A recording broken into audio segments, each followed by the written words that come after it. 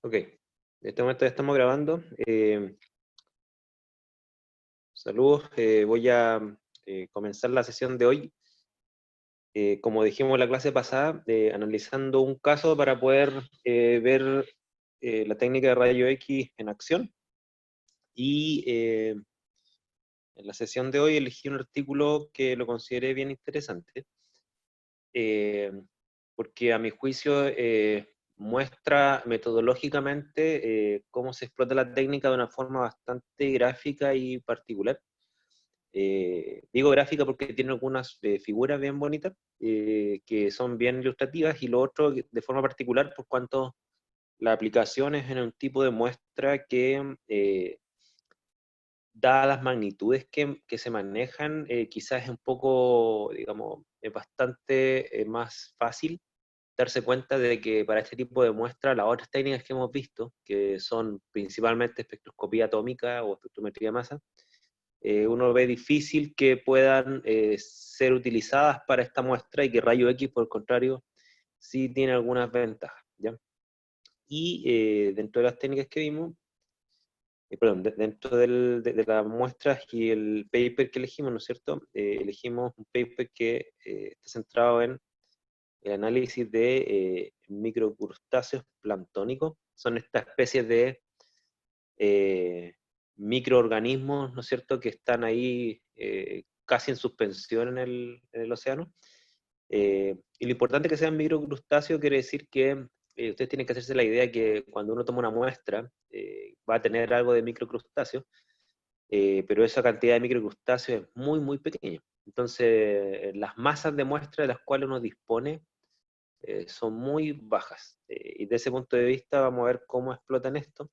Este es un artículo que, además de explotar una de las instrumentaciones de rayo X disponible, que la más famosa que hay hoy en día, que es esta que está acá, fluorescencia rayo X por reflexión total. Este además es un artículo que fue basado en una investigación que fue desarrollada por investigadores chilenos. Toda esta gente que está acá es de la Universidad Austral. ¿Okay? Allá en la Universidad Austral hay algunos grupos de investigadores bien, digamos, activos. Y bueno, yo conozco a uno de ellos, pero no está aquí en la lista, me llama la atención. La gente analítica ya es bien poca, aunque esta gente que está acá parece que es mayormente un departamento de zoología. Pero manejan una técnica instrumental bastante sofisticada, y lo que se muestra acá es un desarrollo de un método analítico. Esto no es solamente aplicar un instrumento para hacer un monitoreo en otro contexto disciplinar. O sea, aquí hay un desarrollo analítico bien interesante. Y de hecho la revista en la cual publicaron es una revista de química bioanalítica, ¿okay? Que es una revista bien de bastante prestigio. Ya cuesta publicar ahí, yo tengo solamente un trabajo ahí. Entonces, desde ese punto de vista, tenemos investigadores chilenos, ¿no es cierto?, y una técnica bastante novedosa. Entonces, como dice ahí, es determinación de elementos traza, es decir, en multielemental, ¿no es cierto?, en microcrustáceos planctónicos, ocupando esta técnica instrumental, cuyo análisis instrumental ustedes pueden, el análisis instrumental, ¿no es cierto?, de este tipo de técnica, ustedes lo pueden tomar como una evaluación parcial, que se las voy a subir mañana. Se va a acoplar un poco a la evaluación parcial de ICP Masa, pero recuerden que no están obligados a hacerlas todas, ustedes pueden elegir alguna. Bien, entonces vamos a ir al resumen, que ya da algunos antecedentes que técnicamente hay que empezar a destacarlo. Yo le anticipo, eso sí, que esta técnica a nivel personal, yo no tengo experiencia práctica con esta técnica. Yo con todas las otras técnicas que hemos visto hasta ahora, he tenido experiencia práctica con todas ellas, menos, o sea, salvo con esta que estamos viendo a continuación. Digamos, se los confieso porque hay ciertas, digamos, recomendaciones técnicas que quizás yo no puedo dárselas.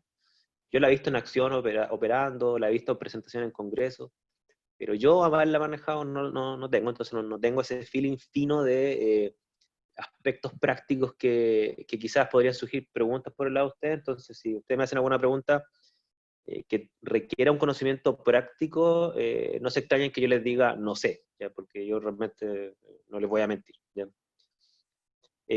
vamos a destacar algunas cosas del abstract, ¿no es cierto?, que llaman la atención en términos analíticos, y después vamos a ver si vale la pena ver los detalles internos. Y miren, aquí vamos a ir destacando, voy a agrandar un poco para que el abstract se vea mejor.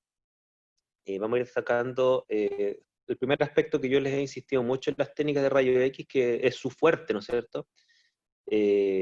Dice, perdón, dice, este método es poderoso. Aquí vamos a ver qué entiende por poderoso, ¿no es cierto? Porque no existe la cifra de mérito poderoso, existe la cifra de mérito, ¿no es cierto?, de exactitud, precisión, existe el concepto de confiabilidad, selectividad, robustez, ¿no es cierto? Poderoso no existe, pero entiendo a lo que se podrían estar refiriendo. Pero dice que es poderoso, fíjense en esto, es no destructivo, ¿ok? Y no destructivo, ¿a qué nos referimos que es no destructivo? Que la muestra se puede analizar en estado sólido. A eso nos referimos con no destructivo. ¿Okay? Yo podría tomar una muestra sólida sin disolver, sí hay que tratar de homogenizarla lo más posible, y la técnica puede generar una señal analítica sobre la muestra sólida. Yo quiero ser súper majadero en esto, porque el análisis de muestras sólidas es como el sueño analítico, o sea, es literalmente, de hecho hay papers que se titulan ¿cuál es el mejor tratamiento para una muestra? Respuesta, ninguno. Ojalá que la muestra no haya que hacerle nada en términos de tratamiento para analizarla. Y rayos X se aproxima a eso, ¿ya? Se aproxima a eso. Aquí dice, es una técnica no destructiva para cuantificar el contenido de elementos trazas de muestras biológicas, ¿no es cierto? Fíjense, esto es muy importante, cuyo peso seco va de 3 a 50 microgramos. O sea, ¿qué quiere decir? Que esta técnica requiere muy poca masa de muestra para generar una señal analítica sensible, ¿ya? Para que ustedes se hagan una idea, si es que no lo relacionan hasta ahora, cuando nosotros vimos las técnicas previas, la mayoría de las técnicas previas manejaban por lo menos 0,2 gramos para arriba, o la mayoría ocupaba 1 gramo de muestra. ¿Por qué? Porque yo necesito una cantidad de muestra bien grande para que al momento de disolverla y aforarla, ¿no es cierto?, la concentración del aforo esté dentro del límite de cuantificación, sea superior a este. Entonces, desde una pequeña masa de muestra, que es 1 gramo, hasta la dilución final, producto de la digestión y dilución en el aforo, ¿no es cierto?, eso genera una dilución inevitable, ¿ya? El analito está mucho más concentrado en la muestra sólida original que en el aforo del digesto. Entonces, la ventaja de analizar la muestra sólida es que la dilución por digestión no existe, ¿no es cierto? Y por lo tanto, uno podría analizar la muestra del problema con el contenido analítico en su forma casi original. Desde ese punto de vista, ¿no es cierto? Ahí yo destaco estas dos cosas, no destructivo y con muy poca masa de muestra. Bueno, y aquí ya dan detalles, ¿no es cierto?, de dónde se obtuvo la muestra, ¿no es cierto? Voy a borrar acá. Aquí dan detalles de dónde se obtuvo la muestra y el tipo biológico a los cuales pertenece, que eso es como un estándar de la parte analítica también, ¿no es cierto?, dar todos los detalles de qué tipo de muestra hay y dónde se obtuvo. Aquí están los especímenes, ¿no es cierto? Fíjense que hay dafnias, no sé si ustedes conocen las dafnias. Yo recuerdo haber visto esos pequeños crustáceos como nadando en un frasco en un colega mío que una vez hizo un experimento con dafnias. Son muy pequeñitos, ¿no es cierto? Y aquí están los analitos que se determinan, ¿ya? Los más destacados, ¿no es cierto? Arsénico, bueno, manganeso, hierro, níquel, zinc y cobre, ¿no es cierto? Están dentro de los más destacados los resultados, aunque tengo la impresión que determinaron más elementos que eso. Aquí solamente destacan los que parece que se bioacumularon, creo, si mi memoria no me falla. Y todo esto se obtuvieron de lagos, ¿ok? Ahí está entonces el contexto. No sé si tiene alguna duda hasta aquí por ahora. ¿Alguna duda, consulta?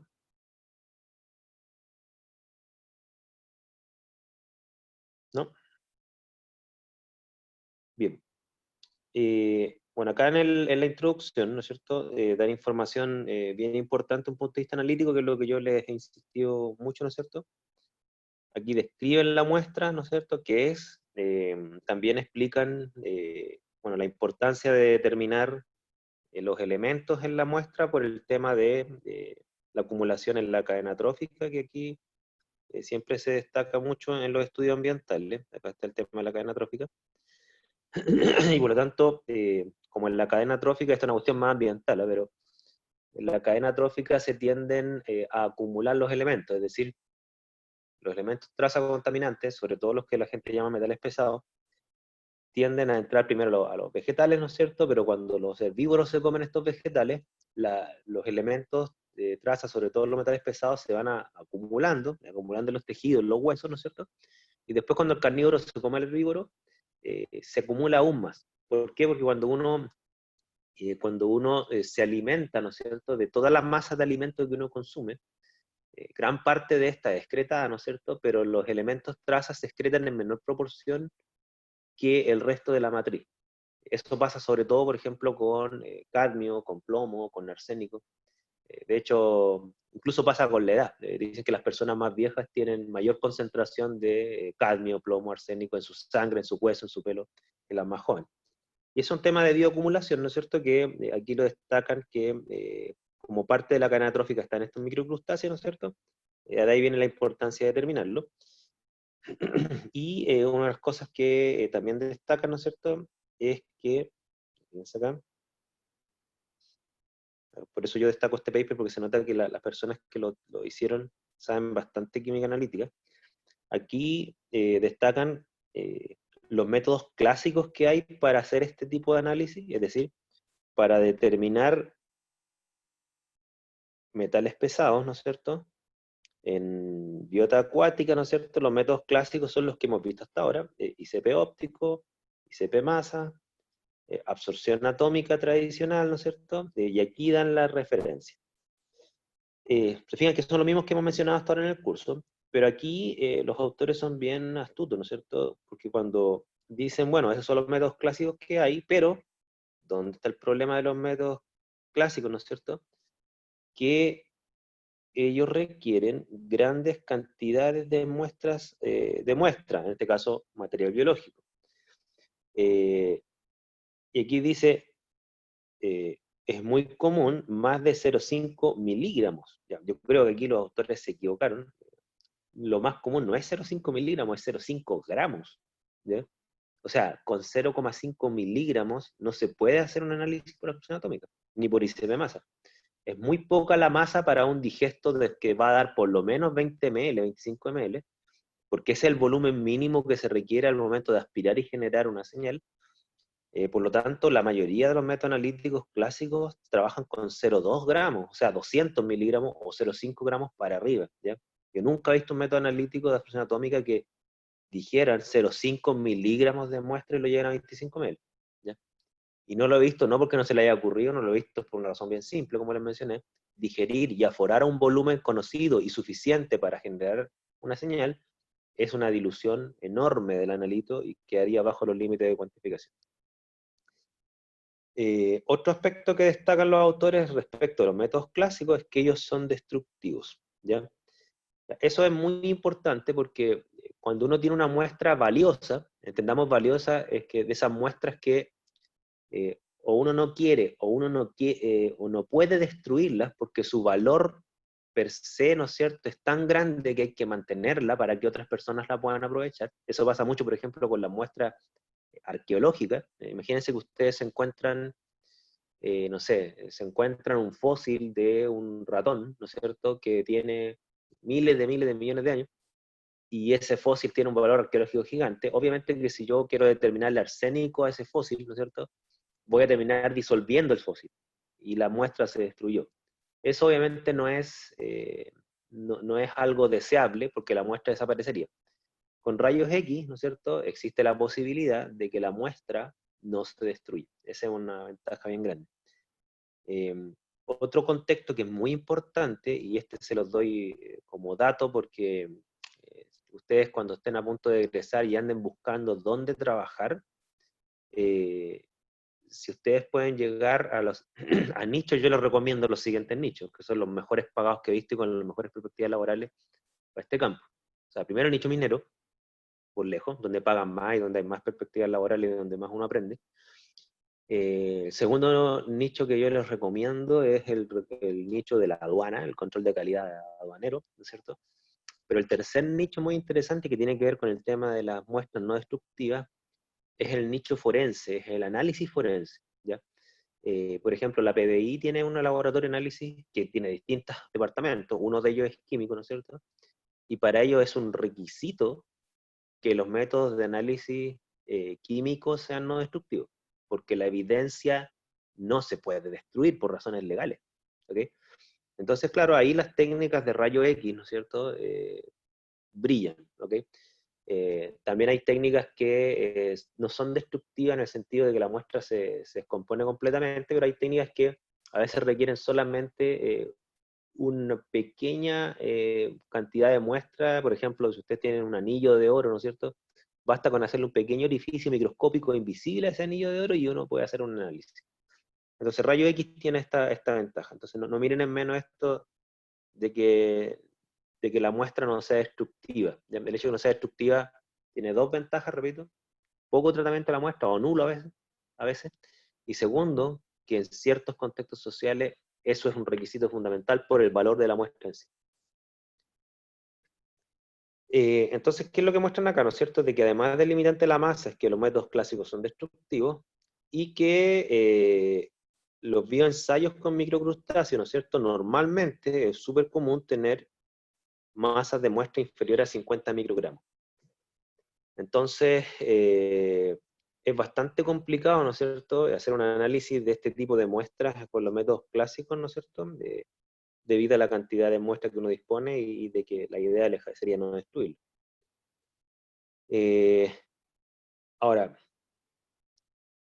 aquí los autores destacan una cuestión, ¿no es cierto?, de que existe la posibilidad de utilizar, ¿no es cierto?, métodos que se llaman, aquí salen los métodos en seco, acá, ¿no es cierto?, para la determinación de especímenes de microcrustáceos simples, ¿no es cierto? Y aquí la técnica que obviamente que es más ad hoc a esto, según ellos, es la que estamos mencionando. Fluorescencia rayo X mediante un arreglo instrumental que se llama reflexión total. La cual aquí, bueno, afirman que es altamente sensible, ¿no es cierto?, que era uno de los talones de Aquiles de los métodos o los instrumentos rayo X antiguos. Aquí han mejorado la sensibilidad, y aquí dice que por primera vez, dada esa sensibilidad, ¿no es cierto?, por primera vez permite el análisis simultáneo multielemental en microcrustáceos individuales. O sea, si yo entiendo, lo que yo entiendo por individual, ¿no es cierto?, es que incluso podría tomar un microcrustáceo, uno, y analizarlo, ¿ok? Ni siquiera un compósito de microcrustáceos, podría tomar uno, literalmente, ¿ok? Al respecto, ustedes pueden encontrar en la literatura a veces métodos analíticos de análisis en estado sólido como rayos X, en donde hacen literalmente un mapa sobre el organismo. O sea, ponen el organismo en una foto y después pintan con distintos colores la distribución de los elementos. Son mapas bien bonitos, pero ver distribuido con colores la presencia de un elemento en un objeto microscópico es algo que se está poniendo muy de moda hoy en día, ¿no es cierto? Se están haciendo con análisis unicelulares, o sea, por ejemplo, tomar una célula de lo que sea y hacer un mapeo elemental. Esa cuestión se está logrando esta última década mayormente. Eso, ¿cierto? Entonces aquí vamos a ver cómo lo hacen en este caso. ¿Dudas? ¿Consultas?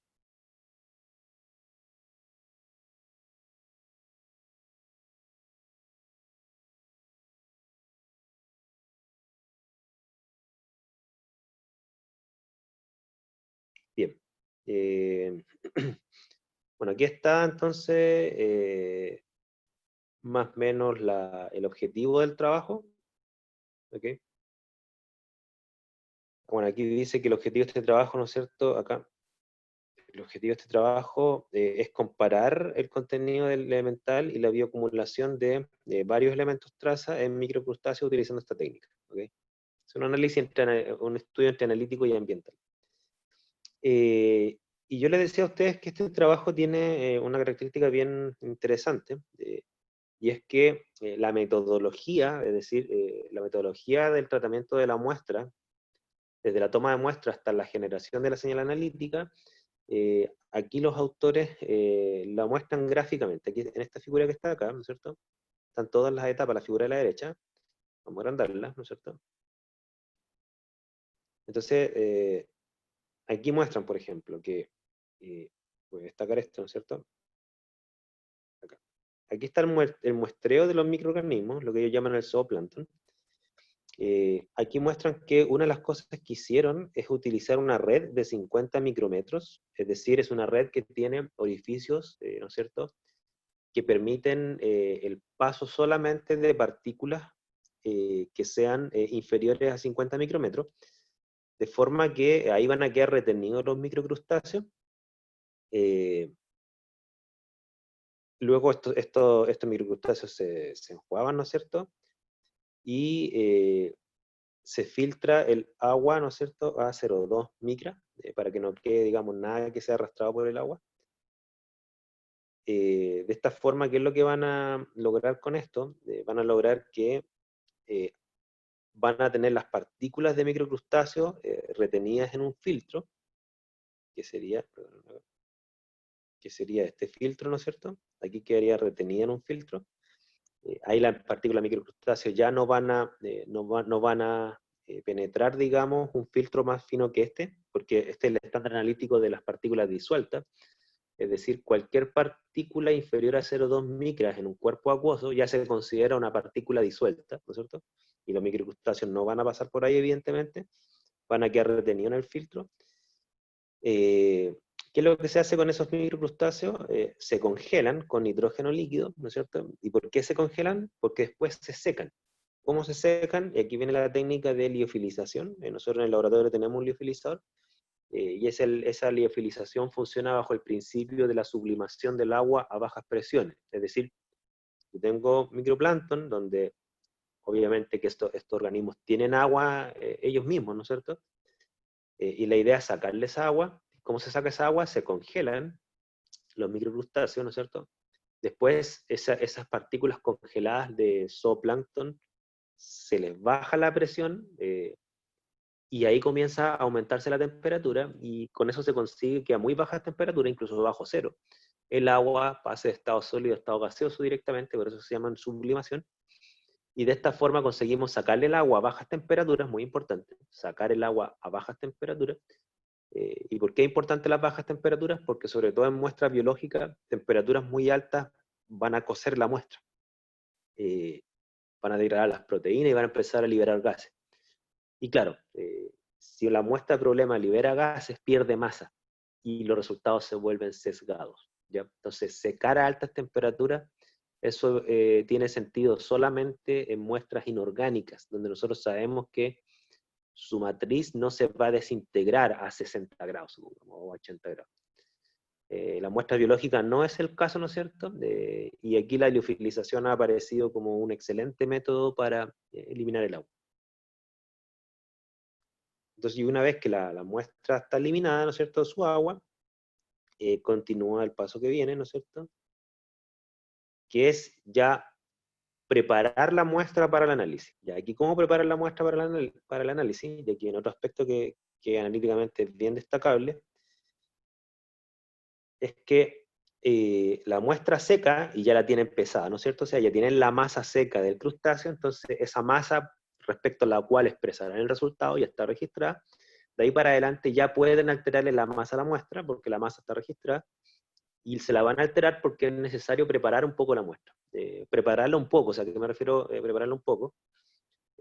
Me refiero a que la muestra, ¿no es cierto?, si bien es cierto, se puede analizar en estado sólido, es súper común que en rayos X la muestra se termine homogeneizando en estado sólido un poco más para tener resultados más precisos, ¿ya? Porque las muestras sólidas son menos homogéneas que las muestras líquidas, y por lo tanto, si uno analiza la muestra en estado sólido nativo, por ejemplo un suelo, ¿no es cierto?, es tan heterogénea la distribución de elementos en un suelo que la precisión sería muy, muy mala. Entonces aquí, ¿qué es lo que hacen? Hacen un pequeño tratamiento de muestra, que no es una digestión en sí, fíjense. Aquí toman la muestra de crustáceo, le agregan 5 microlitros de agua destilada, le agregan, fíjense, no sé si lo alcanzan a ver a ustedes, un estándar interno de gadolinio. ¿Alcanzan a ver ahí? Que dice estándar interno, ¿no es cierto? Nosotros vimos en la clase pasada que era un estándar interno. En las clases pasadas, cuando empezamos a hablar de ICP óptico y ICP masa, vimos que era un estándar interno, ¿no es cierto? Es decir, una sustancia química extra, ¿no es cierto?, externa, que se agrega artificialmente a estándares y muestras, ¿no es cierto?, y que genera una señal analítica simultánea con mi analito, de forma que se puedan compensar matemáticamente las fluctuaciones metodológicas e instrumentales, ¿no es cierto?, para mejorar las cifras de mérito, principalmente para mejorar la exactitud, aunque también se mejora con esto a veces la precisión, ¿ya? Y aquí se agrega un estándar interno, ¿no es cierto? Y se agrega en medio ácido. Aquí lo más probable es que el medio ácido cumpla una función no de digestión tanto, sino que una función de evitar la precipitación del estándar. Y aquí lo que se hace es una técnica que yo nunca la he manejado, soy honesto, ¿no es cierto? Pero lo que se hace es se calcina, ¿ok? O sea, esa mezcla que vuelve a ser acuosa, ¿no es cierto? Y que tiene los crustáceos, lo más probable es que en suspensión, ese ácido nítrico dudo mucho que haya disuelto los crustáceos, se calcina. Por lo tanto, vuelve a estar en estado sólido, ¿no es cierto? Y aquí sería un punto en estado sólido, pero la diferencia de este punto con el anterior, o sea, con el sólido de la muestra original, es que en este pastilla sólida está el crustáceo y está además el estándar interno. Pero esa es ceniza sólida, súper importante. Y como ceniza es mucho más fina y por lo tanto más homogénea que crustáceos, ¿no es cierto?, su forma original, y con eso nos va a permitir a nosotros, ¿no es cierto?, hacer el análisis, digo, a ellos, pero no a nosotros, ojalá yo tuviera este equipo, les permite a los autores, ¿no es cierto?, hacer el análisis con buenas cifras de mérito y buena sensibilidad porque no hay dilución. ¿Okay? ¿Dudas, consultas hasta acá?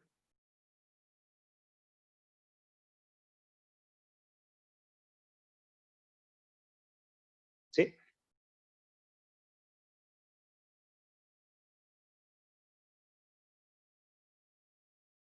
Claro, lo que plantea Javier entonces dice, si al final ellos sí cambian la muestra, claro, o sea, la cambian, pero con dos matices, ¿ya? La mayoría de los métodos de rayo X lo que hacen es tomar la muestra en estado sólido y mantenerla en estado sólido, pero como un sólido más finamente dividido. ¿Ok? Ese es como el único tratamiento que mayormente ocupan las técnicas de rayos X a la etapa de tratamiento de la muestra, ¿ya? Ahora, en este caso, ¿no es cierto?, la cambiaron de una forma bien particular, porque como no solamente analizan la muestra, sino que le agregan un estándar interno, ¿no es cierto?, y el estándar interno viene en estado líquido, entonces, claro, ellos agregan un estándar interno, secan la muestra por calcinado, ¿no es cierto?, y por lo tanto vuelven a tener la muestra en estado sólido, pero ahora está el estándar interno, que se agregó en estado líquido, ahora va a estar también en estado sólido, porque el estándar interno va a ser parte de la ceniza, ¿ya? Entonces, cuando digo que la cambian, que efectivamente la cambian, o sea, hay un tratamiento de muestra, la cambian, pero no cambian el estado de la muestra, o sea, sigue siendo muestra en estado sólido, no diluyen la muestra, como en el caso de absorción atómica, que la dilución en un aforo 25 se debe a que yo necesito un mínimo de volumen para aspirar. Aquí no hay volumen de aspiración, ¿no es cierto? Entonces, desde ese punto de vista, cambian la muestra. Ellos podrían haber aplicado, de hecho hay estudios que lo hacen así, ellos podrían haber aplicado la técnica rayo X directamente sobre la muestra sin tratar. ¿Okay? Y hay estudios, por ejemplo, que toman una muestra de sedimento, a lo más le sacan el agua y la aplican. El problema de no hacer un homogeneizado, porque esto es lo que hicieron acá, un homogeneizado, ¿no es cierto? El problema de no hacer un homogeneizado, el precio a pagar es la precisión, ¿ya? La precisión te puede dar más o menos 50% relativo y eso no es de extrañar. Claro, en este contexto, ¿no es cierto? Si ellos calcinan la muestra, como me pregunta aquí Javiera, y eso no se considera como estropeada, o se puede seguir usando. Ya. En este contexto es súper importante. La muestra final, que es la ceniza, ¿no es cierto? ¿Se puede considerar estropeada desde un punto de vista biológico? Sí, porque el crustáceo ya dejó de ser crustáceo, ahora es ceniza de crustáceo. Eso sí yo comparto absolutamente contigo, ¿ya? La muestra sí fue estropeada desde un punto de vista biológico, o sea, si alguien quisiera contarle las patas al crustáceo, ¿no es cierto? Ya no va a poder hacerlo, así como poner una cosa así como bien caricaturesca, ¿ok? Ahora, ¿desde qué punto de vista no está estropeada? De que la ceniza analizada va a estar ahí para siempre. O sea, quien quiera volver a analizar la ceniza del crustáceo va a estar ahí.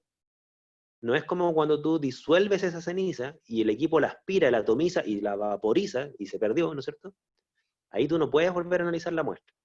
Entonces, claro, desde el punto de vista biológico, si está estropeada, desde el punto de vista químico, la ceniza está ahí para volver a ser analizada. Eso es bien, bien importante. ¿Okay? Ahora, existen muestras, ¿no es cierto?, que no se tocan, ¿ya? Que no se tocan en el sentido de que se mantienen en su forma original. Miren, yo les cuento una anécdota.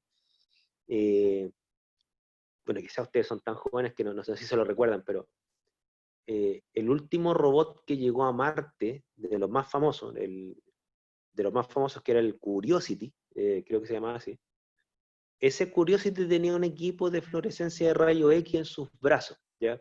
Ahora, ustedes se pueden imaginar, eh, un robot no puede tomar la muestra y disolverla, ¿ya? No es tan sofisticado, con suerte marcha y mueve un poquito unos brazos. Entonces el Curiosity, por ejemplo, aplicaba lo mismo que estamos hablando ahora, rayos X, entre otras técnicas, tenía como 4 aparatos analíticos súper sofisticados, y el Curiosity literalmente apuntaba un tubito a una piedra de Marte, ¿no es cierto? Y ahí lanzaba los fotones de rayos X y los recibía, y con una precisión malísima, ¿no es cierto? Pero lo que le interesaba es ver la presencia o ausencia de elementos más que la concentración. Entonces, si bien es cierto en este ejemplo, la muestra es estropeada desde un punto de vista biológico, no químico, ¿no es cierto? Ni físico. La técnica no te obliga a eso es lo que yo quiero plantear esto. La técnica no te obliga a desintegrarla desde un punto de vista biológico. Tú lo podrías hacer con la muestra tal cual. Por eso yo les mencionaba de que existen papers donde el organismo original, una célula, por ejemplo, se analiza sin desintegrar la célula. Aquí, claro, desintegraron el crustáceo. ¿Ya? No sé si respondo a la pregunta.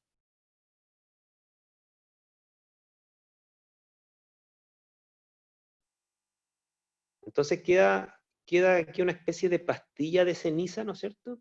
Y esta es una muestra testigo, ¿no es cierto? Es una muestra testigo, es un testigo que queda, ¿a qué me refiero con un testigo? Que si alguien quiere volver a analizarla porque duda del resultado o quiere sacarle otro resultado, va a estar ahí disponible si es que los autores obviamente lo permiten. Ahora aquí me hicieron una pregunta por el chat, déjeme ver.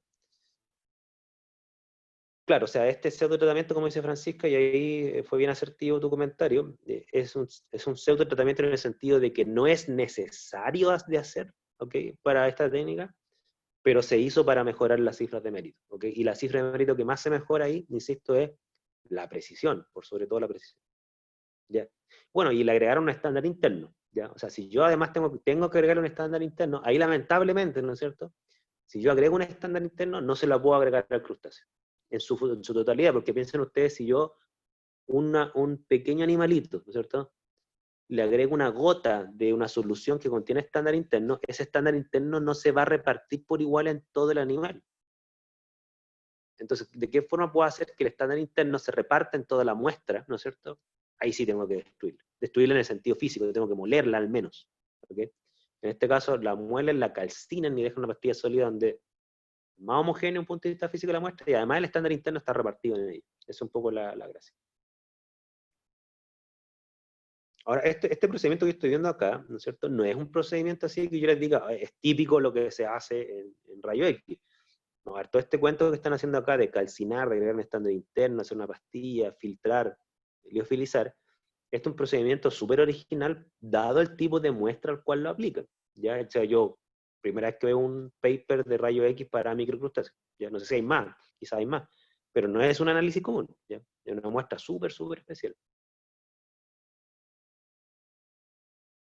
En analítica lo que yo he visto es lo que se llama single cell analysis, es decir, hacer análisis de una sola célula, ¿okay? Que es algo que se podría aproximar a esto.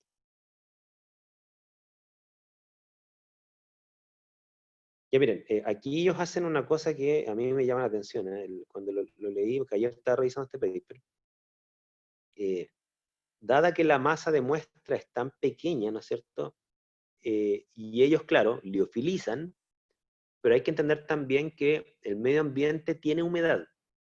Por lo tanto, si yo liofilizo una muestra y la saco del liofilizador, del momento que la saco, igual van a haber partículas de agua que se van a empezar a adherir, porque hay humedad, ¿no es cierto?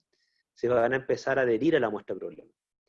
Ahora, como la humedad se mide, ¿no es cierto? Ellos lo que hacen es que para tener un registro lo más exacto posible de la masa de muestra seca, es decir, de la masa que está acá, ¿no es cierto? En esta etapa, voy a marcarla acá, en esta etapa, ¿no es cierto?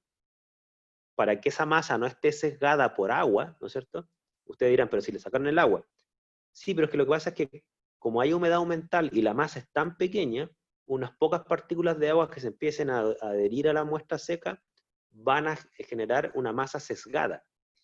¿Qué es lo que hacen los autores para asegurar la exactitud del resultado? Porque si el agua se comienza a adherir y la masa que yo registro finalmente no es solo masa seca, sino que tiene algo de humedad, pues bien, ellos hacen una corrección matemática, que es la que está acá, que esta sí que nunca la haya visto, ¿ya? Hacen una corrección matemática en donde el peso seco, el dry weight, ¿no es cierto? El peso seco real, el teórico, ¿no es cierto? Sería el peso seco registrado normalizado respecto a un factor que considera la humedad. O sea, literalmente ellos, ¿qué es lo que hicieron? Midieron la humedad, ¿ok? Midieron la humedad ambiental y corrigieron esa humedad respecto de la masa registrada, ¿ok? Aquí dice, ¿no es cierto? Aquí está la definición de los términos. Voy a borrar acá, ¿no es cierto? Aquí está la definición de los términos. Entonces, claro, DW0 es el peso seco del espécimen extrapolado a cero humedad, ¿no es cierto? Y el DWX es la masa medida y AHX es la humedad atmosférica relativa al momento del pesado, o sea, ellos están registrando la masa y a la vez están midiendo la humedad, ¿no es cierto? Y CF es un factor empírico correctivo que tiene que ver, me imagino yo, con la persona que desarrolló esta expresión matemática, que me imagino que hay algún factor por ahí. Y claro, si ustedes se fijan acá, dicen que la humedad varió, ¿no es cierto? Porque está en pasado esto, varió. La humedad varió entre 31 y 53,3%. O sea, esa variación de humedad es bien amplia, ¿no es cierto? Y por lo menos acá está considerada. ¿Ok? Entonces, ese cuidado para que la masa no esté sesgada, claro, se hace más crítico en muy poca masa de muestra. ¿Ok? Es interesante todo esto. ¿Qué hora es? Bien. Vamos entonces a ver algunos detalles instrumentales que pueden llamarles más la atención en base a lo que hemos visto. A ver, pensé. Aquí están las condiciones operativas del instrumento. Obviamente que hay algunas condiciones operativas que tienen que ver con el principio de reflexión total, al cual yo no me refería al curso porque es una tarea que les vamos a dar a ustedes, como les mencioné. Pero vamos a destacar la información que sí les podría a ustedes, a lo mejor, hacer sentido en función de lo que hemos visto de rayos X. Ya, fíjense, esto es lo que yo les mencionaba la otra vez. Déjenme marcarla. Aquí, por ejemplo, muestran que, bueno, tiene un detector, ¿no es cierto? Yo no voy a hablar del detector,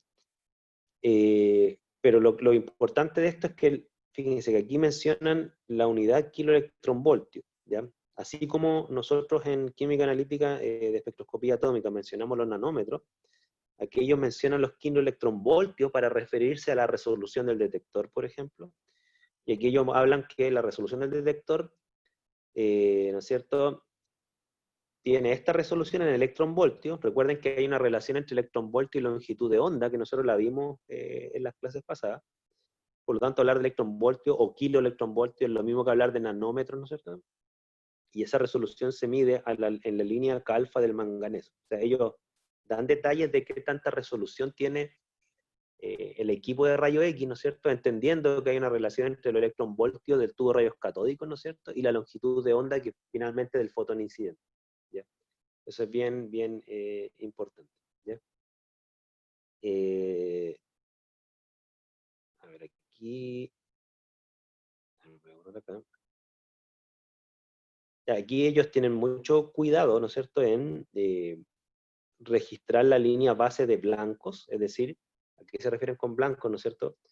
Todo menos el analito, ¿no es cierto? Y en este caso el blanco va a tener, bueno, el estándar interno, va a haber pasado por el filtro, hay un proceso de calcinado, ¿no es cierto?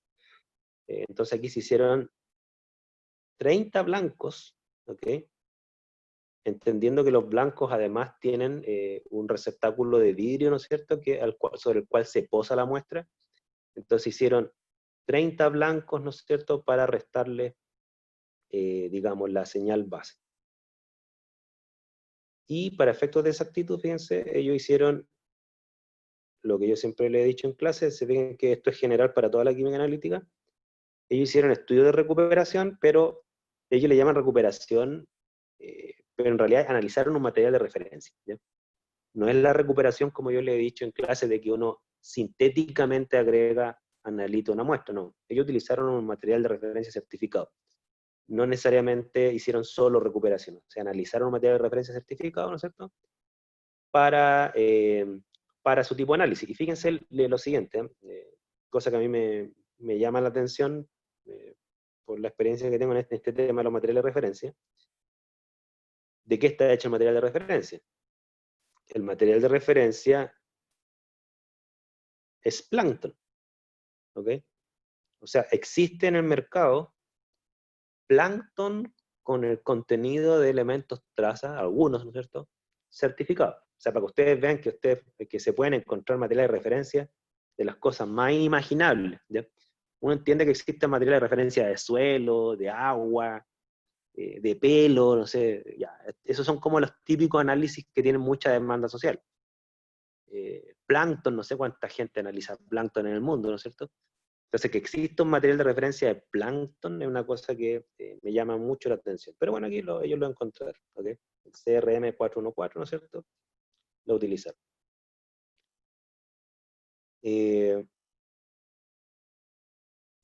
Vamos a ver entonces cómo les fue. Bueno, aquí ellos dicen que ocuparon una balanza especial, ahí esto también lo quería destacar, porque las balanzas que nosotros ocupamos en docencia, incluso la que tengo yo en el laboratorio, que es analítica, no sirve para este tipo de análisis porque requiere una precisión en masa muy, muy grande. Aquí ocuparon una microbalanza para registrar masas de microgramos, ¿ya? Muy pocas balanzas tienen tanta precisión y tanta sensibilidad como para registrar masas de microgramos. Esas balanzas son carísimas. Ya, entonces, sin más preámbulo, vamos a ir a los resultados. Ya, aquí están los resultados, ¿no es cierto? No sé si alcanzan a distinguirlo, yo los voy a guiar un poco en la lectura. Estos son los resultados de la validación del método. Es decir, para evaluar la confiabilidad del resultado, ¿no es cierto? Y validar el método respecto a su confiabilidad. Aquí está cómo les fue con el material de referencia certificado, ¿ok? Y aquí en este bloque, el que estoy marcando acá en rojo, ¿no es cierto?, son los valores certificados. Por ejemplo, acá están los elementos, calcio, cromo, hasta el plomo, ¿no es cierto? Están todos los elementos. Aquí están los valores certificados, o sea, los que reporta el fabricante, ¿no es cierto? Y acá en azul, lo voy a marcar, ¿no es cierto?, estaría los valores obtenidos, ¿ok? Los valores obtenidos por la técnica. ¿Estamos? Ahora, quiero que primero se fijen en dos cosas.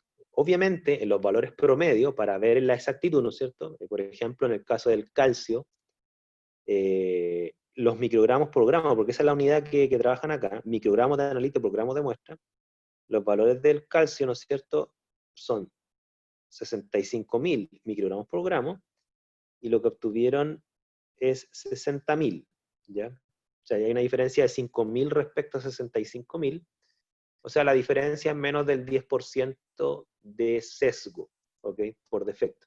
Si uno lo saca así como al ojo, ¿ya? Y si uno empieza a analizar los otros elementos, ¿no es cierto?, hacer un análisis de los resultados, Aquí se muestra que los resultados están bastante cercanos, ¿ya? Por ejemplo, a ver, vamos a los elementos los más importantes para mí, ¿no es cierto? Porque tienen razones, digamos, de toxicidad. El plomo, ¿no es cierto?, tiene un valor de 3,97, ¿no es cierto? Y ellos obtuvieron 3,54. O sea, hay una diferencia de sesgo, ¿no es cierto?, de 0,4, que es un poco más del 10%. Ahora ustedes miran, pero oye, más del 10%, eso está mal, ¿no es cierto? Ya, pero ya les voy a indicar, ¿no es cierto?, que no está mal por una razón, ¿ya? Y la razón se llama la precisión del método, ¿ok? Ya vamos a ver la precisión, pero ustedes ya la pueden ver que para lo que ustedes están acostumbrados a ver en las otras técnicas es mala, ¿ya? Arsénico, por ejemplo, 6,82, el valor real, y aquí obtuvieron 6,57, una diferencia de aproximadamente 0,3. Eso estamos hablando que es un 5% de sesgo, bastante bueno, ¿ya? Y así sucesivamente, si ustedes analizan todos los otros elementos, en general les fue bastante bien, ¿ya? Ahora, lo que yo les decía que quería destacar acá, ¿no es cierto? Y permítanme borrar toda esta cantidad de rayas. Lo que yo quería destacar de este artículo era lo siguiente, la precisión, ¿ok? Si ustedes se fijan, las precisiones son malas, malas, malas, ¿a qué me refiero malas? No malas para la técnica, estas son las precisiones normales de una técnica que hace un análisis en estado sólido, ¿ya? No es malo, es normal. Uno, cuando yo digo malo, es malo comparado con las precisiones que se obtienen por las técnicas tradicionales que hacen el análisis de la muestra en estado líquido, ¿ya? Y en estado líquido, ¿no es cierto? Ciertamente que la precisión siempre va a ser mejor, ¿ok? Porque un líquido es mucho más homogéneo que un sólido, ¿ok? Ahora, eh, uno de los elementos que dio peor precisión, ¿no es cierto? Claramente es el plomo, ¿no es cierto? Acá. Y ahí, permítame especular, porque aquí sí que tengo que especular, tengo antecedentes como para decir la ciencia cierta, por qué creo yo que el plomo dio tan malo. Pero en general, los elementos que tienden a dar peores precisiones son los que están más presentes naturalmente en la atmósfera, ¿ya? O en los materiales de construcción común. Entonces, es súper común, ¿no es cierto?, que el plomo esté en el material particulado atmosférico, ¿no es cierto?, de que el plomo esté presente en el suelo, que el plomo esté presente en las pinturas, que el plomo esté presente en las aleaciones. Entonces yo creo que la aleatoriedad de la señal analítica, yo creo que debe haber estado bastante influido por el plomo ambiental. Esa es mi especulación para tratar de explicar por qué varió tanto la señal del plomo, ¿ya?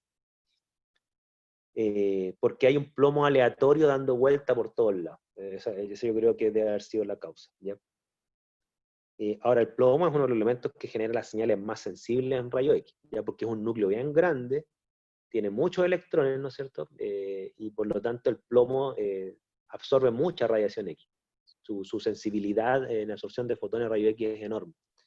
¿Okay? De hecho, plomo utilizan los médicos que trabajan tomando radiografía, o que utilizan capas y protectores de plomo, o debieran hacerlo, ¿no es cierto?, para no exponerse a grandes cantidades de radiación X. Entonces, si uno mira las precisiones, la precisión relativa porcentual, la mayoría de los sesgos que hay, es decir, la diferencia entre el valor promedio real y el valor promedio medido, la mayoría de esos sesgos, sus porcentajes de sesgo, ¿no es cierto?, son inferiores a los porcentajes de precisión. Por lo tanto, la diferencia entre el valor medido y el valor real se puede explicar por errores aleatorios, o sea, es decir, por precisión. ¿Okay? O sea, si uno le aplicara un test de Student, que aquí no lo hacen, ¿no es cierto?, lo más probable es que todos estos valores van a dar valores confiables, es decir, que los T medidos son menores que los T tabulados, ¿ya?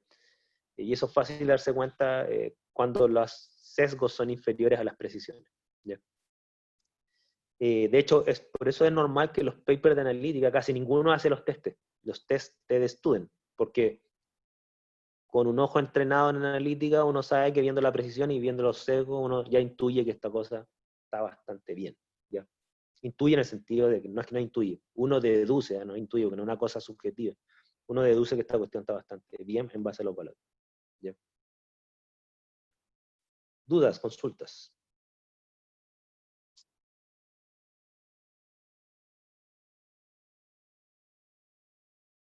¿No?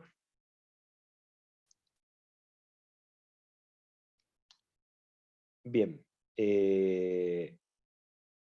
A ver, ¿qué es esto? Resultado. Sí, Francisca, dime.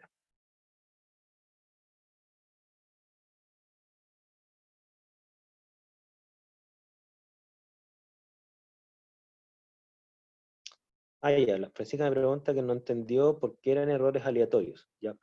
A ver, dos cosas. Recordemos, ¿no es cierto?, que la desviación estándar relativa, ¿ok?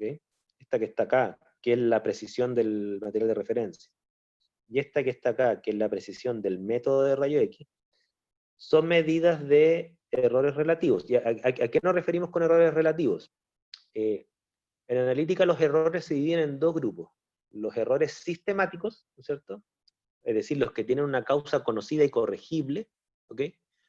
Y los errores aleatorios, que son los que afectan la señal de forma estadísticamente probabilística, ¿no es cierto? Es decir, a ratos la incrementan, a ratos la disminuyen, y por lo tanto, a eso es lo que uno llama precisión. O sea, la forma de medir los errores aleatorios es a través del concepto de precisión y a través de sus eh, parámetros de precisión llamados desviación estándar eh, absoluta o relativa. ¿Ya? Entonces, cuando yo les dije que el plomo tenía una mala precisión, ¿no es cierto? 45% de precisión es malísimo, ¿no es cierto? Incluso para rayo X. Yo les decía, bueno, hay que empezar a especular por qué el plomo, su señal oscila tanto, porque en el fondo que tenga un 45% de precisión quiere decir que a lo largo del proceso analítico de repente aparece el plomo y de repente desaparece, ¿ya?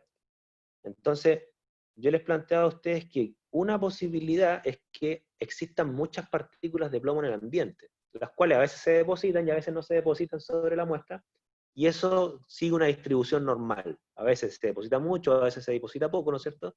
Y eso hace que la señal oscile. Oscilan los blancos, oscilan las muestras, ¿no es cierto? Y eso me va a dar una precisión muy mala, ¿ya? Ahora, también me podría generar problemas de exactitud. ¿De qué punto de vista? De que si esas partículas de plomo no las descuenta el blanco, ¿no es cierto? Claro, ahí sí que vamos a tener un problema no solo de precisión, vamos a tener un problema de exactitud. Pero si esas partículas de plomo llegan aleatoriamente al blanco y a las muestras, va a ser que algunas muestras den más, den menos, ¿no es cierto? Pero finalmente, como se distribuyen probabilísticamente igual en blancos y muestras, no va a generar un problema de sesgo necesariamente, pero sí va a generar un problema de eh, precisión. A la precisión se le llama errores aleatorios. ¿Ya? Repito, existen dos errores, sistemáticos y aleatorios o indeterminados, le llaman algunos libros. Entonces, los aleatorios o indeterminados son los que son errores que, si bien es cierto, las causas existen, ¿no es cierto? Pero son causas que se manifiestan aleatoriamente a lo largo de todo el proceso analítico, y por lo tanto, se le llama indeterminado es porque se hace imposible saber la causa, porque de repente está y de repente no está, ¿no es cierto? Pero sí podemos cuantificar la magnitud de ese error. ¿Y esa cómo la cuantificamos? Con precisión. ¿Ok? Entonces, yo una vez escuché a un profesor que dijo una frase bien profunda analíticamente hablando. Dijo, mira, es imposible aspirar a un método en donde no exista riesgo de equivocarse, ¿ya? Y ese equivocarse se llama errores, ¿no es cierto? Ahora, lo importante, dijo él, es que el, el riesgo de equivocarse debe estar cuantificado. ¿Ya? Y aquí el error aleatorio, ¿no es cierto?, se cuantifica como precisión. O sea, en el fondo nos podemos equivocar, sí, pero en un margen de más o menos 45% en el caso del plomo. No sé si respondo a la pregunta. Entonces, indeterminado, precisión. ¿Ok? De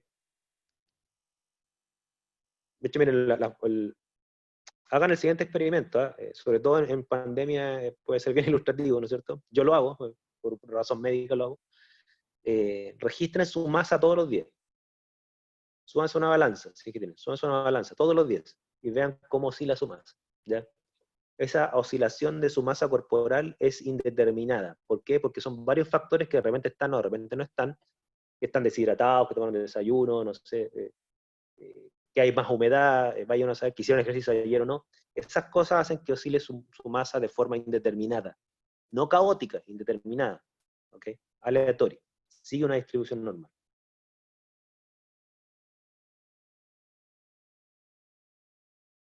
Entonces, claro, cuando ellos dicen ¿cuánto peso yo? Claro, la respuesta que uno da socialmente, uno dice, ya, yo peso 85 kilos.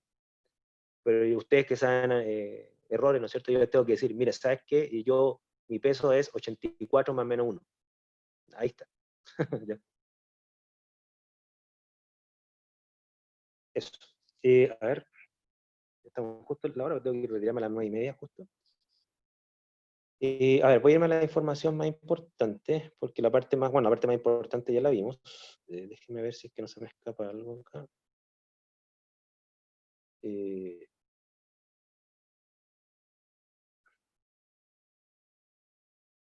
bueno, aquí están los valores que obtuvieron de los distintos elementos traza, ¿no es cierto? Y fíjense, que es lo que quería destacar acá, fíjense en los límites de confianza, ¿ya? Este trabajo es bien bueno, yo no tengo ninguna crítica tan grande. Los valores que obtuvieron en microgramos por gramo, ¿no es cierto? Aquí están para todos los elementos. Promedio, fíjense más o menos la desviación estándar, así reportan los resultados, no lo reportan como límite de confianza, no hay problema en la medida que den el N, por lo tanto yo con la desviación estándar y el N podría calcular yo el límite de confianza, así que no hay grandes problemas. Quiero que se fijen en dos cosas para terminar. Número uno, la precisión de los resultados, ¿no es cierto? Los errores indeterminados que estábamos mencionando. Por ejemplo, este es, no sé, 102 más menos 11, o sea, estamos hablando de precisiones más o menos de un 10% relativo. 11 respecto a 100 es más o menos un 10%, ¿no es cierto? 67 más o menos 7,8. Estamos hablando, insisto, precisiones que de esa magnitud se mueven. La única crítica que le tengo aquí a los autores, ¿no es cierto?, es que claro, no cortan bien las cifras, que eso es típico, casi nadie se preocupa de cortar bien las cifras, incluso a nivel de paper, ¿no es cierto? Por ejemplo, aquí este debió haber sido 8.0 más menos 0.5.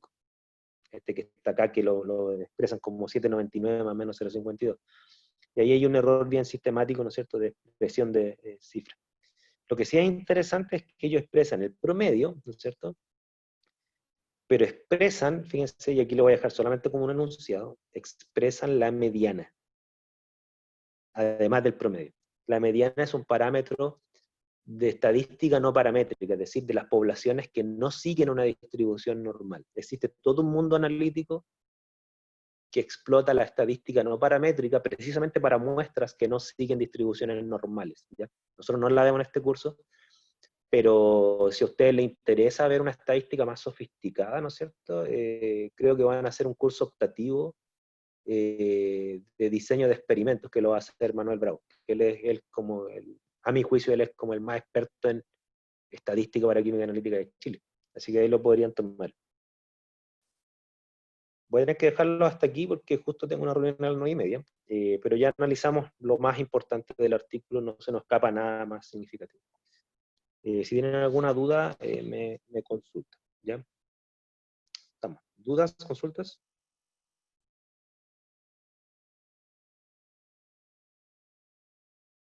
¿No? Ya, lo dejamos hasta acá. En las próximas sesiones vamos a ver ya técnicas electroanalíticas, ¿ya? Nos vemos. Que estén bien, saludos, cuídense.